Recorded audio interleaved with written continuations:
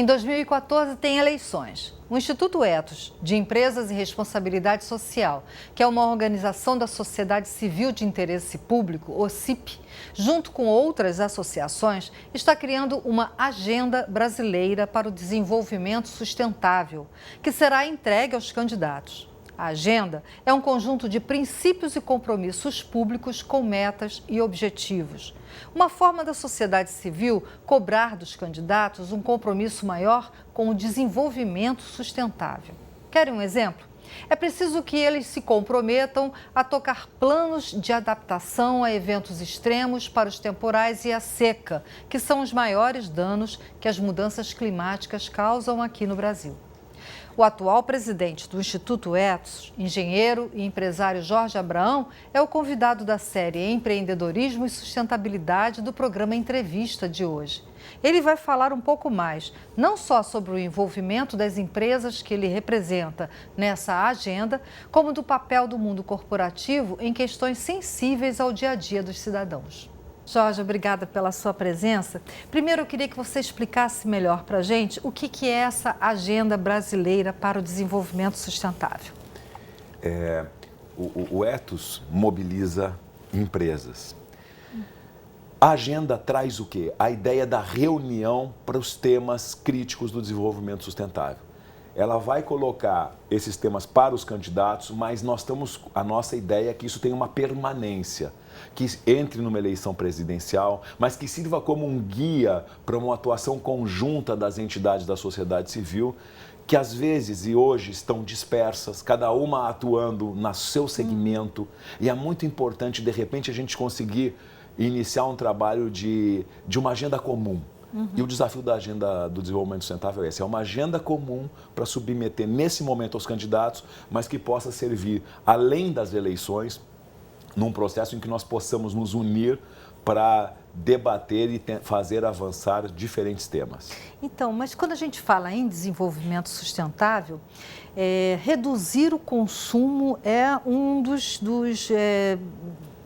pilares, né? Que a gente fala que é preciso que as pessoas tenham uma atuação como um consumo consciente.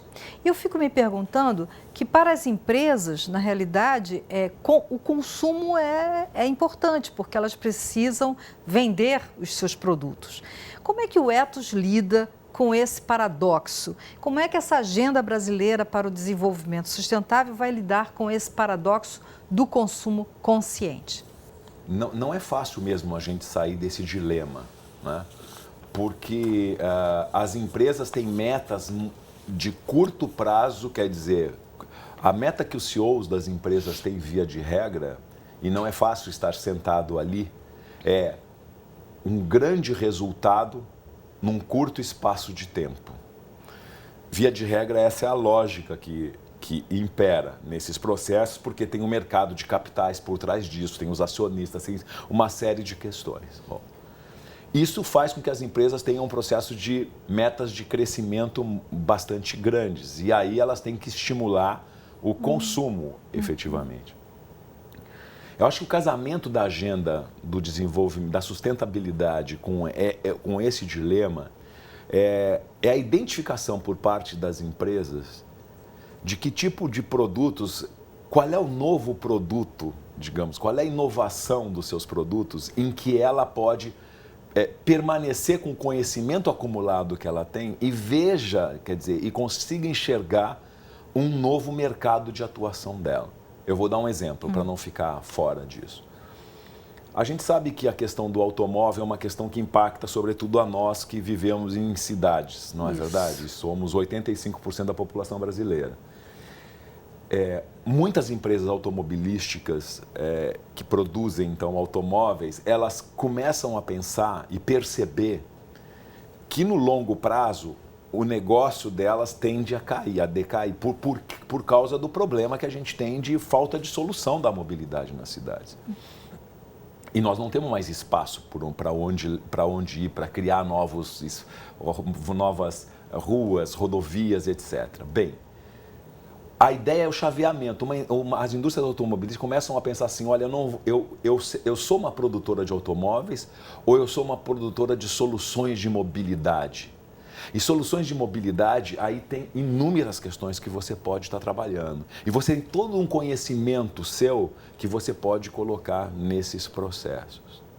Muitas empresas que produzem refrigerantes, por exemplo, começam a pensar que elas têm que chavear da produção de refrigerantes para serem com planilhas de hidratação. Isso muda também o processo delas, porque elas deixam de gerar um produto que muitas vezes tem gerado obesidade, que muitas vezes tem avançado numa série de outros problemas de saúde pública, e que elas podem estar chaveando isso e buscando novos mercados, isso com uma visão de longo prazo. Eu acho que a solução está em a gente realmente estimular um consumo consciente, e as empresas vão estar conseguindo achar nos seus negócios os caminhos. Eu acho que esse é o desafio das empresas que vão permanecer no longo prazo existindo, os caminhos para poder serem sustentáveis, aproveitando todo o conhecimento que elas acumularam até agora. Ok. Em abril de 2014, o Ethos divulgou um levantamento sobre a transparência das contas públicas das obras da Copa. E o estado do Amazonas foi o segundo pior colocado nessa transparência. Por favor, fale um pouco mais sobre esse ranking. Como é que ele foi criado? O que se pretende fazer com isso? Como é que se prevê o envolvimento dos gestores públicos nesse ranqueamento? Um processo super importante para a gente avançar na agenda da integridade e da transparência, Amélia, é a gente estimular o setor público a disponibilizar as informações que ele tem.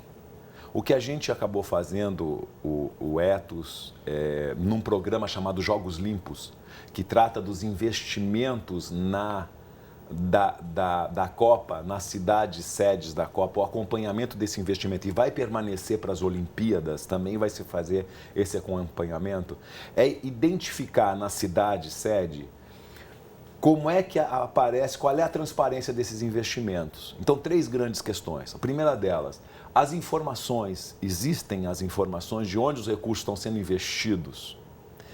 Elas são disponibilizadas em portais adequadamente para que a população, para que nós, cidadãos, possamos consultar e verificar onde esses investimentos estão sendo feitos, mas não pesou também se existiam essas informações em 10 ou 15 sites separados, ou se você consegue fazer uma convergência para se ter uma visão do processo.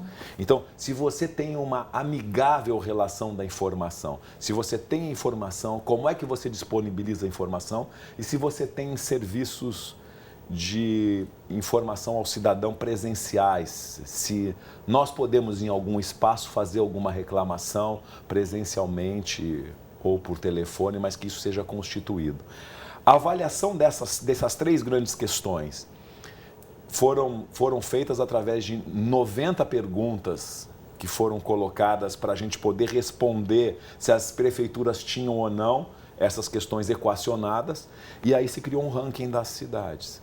Então, o legal foi ver, Amélia, eu queria ressaltar o lado positivo disso, que nós fizemos isso há 1 ano atrás, depois fizemos isso no final do ano passado também. 2013. Em 2013, o ranking das cidades. Sim. E estará sendo entregue agora, no dia 22 de maio, aqui no Rio de Janeiro, num evento, o ranking dos estados, que também sediarão a Copa do Mundo. Então, está sendo feito para as cidades, está sendo feito para os estados. Na questão das cidades, o que a gente observou, então, porque nós temos esses 2 que já foram feitos, é que houve uma evolução muito grande de um para outro. A nota média das cidades no primeiro ranking era 2 em 10. A nota média no segundo ranking foi 4 em 10. Dobrou o ranking, a nota, embora ainda a nota em termos absolutos ainda é baixa. Mas é importante dizer que existem experiências já que uma cidade que queira pegar todas as experiências positivas que foram geradas, ela já conseguiria ter uma nota 9,5. Quer dizer, se você replicar na sua cidade as experiências que já existem construídas nas diferentes cidades sedes da Copa, você já conseguiria ter uma nota 9,5 nesse ranking de transparência. Isso é bom, por quê? porque a Copa vai acabar agora, em julho, no dia 13 de julho. Mas isso vai permanecer. E nós vamos poder, de alguma maneira, ter os orçamentos.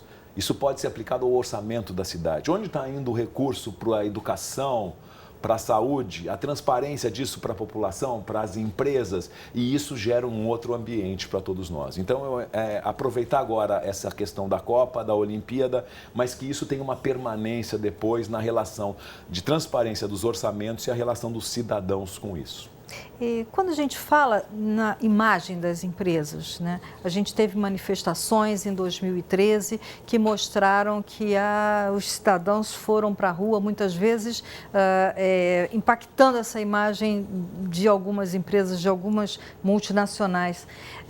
O Ethos fez alguma reflexão junto com as empresas sobre o impacto das manifestações de 2013 contra as suas imagens? A reflexão que nós fizemos na nossa última conferência, Amélia, nós tivemos um painel chamado O que Dizem as Ruas. E o que dizem as ruas não é somente para os governos, é o que dizem as ruas para as empresas também, né? O que estava embutido ali quando se colocava a questão da qualidade dos serviços? O que se tira ali quando se coloca as questões de corrupção, né? As empresas têm também essa escuta. Elas estão abertas, se ali nós conseguimos ver uma ruptura entre os canais de comunicação da sociedade, de alguma maneira, e a sua insatisfação em relação a muitas questões dos serviços públicos, também para muitas empresas foi uma oportunidade de aprendizado dessa relação, das empresas fazerem uma crítica, uma autocrítica e perceberem se elas também estão se comunicando, de que maneira estão se comunicando, de que maneira as questões dos cidadãos geram efetivamente um impacto dentro de uma empresa.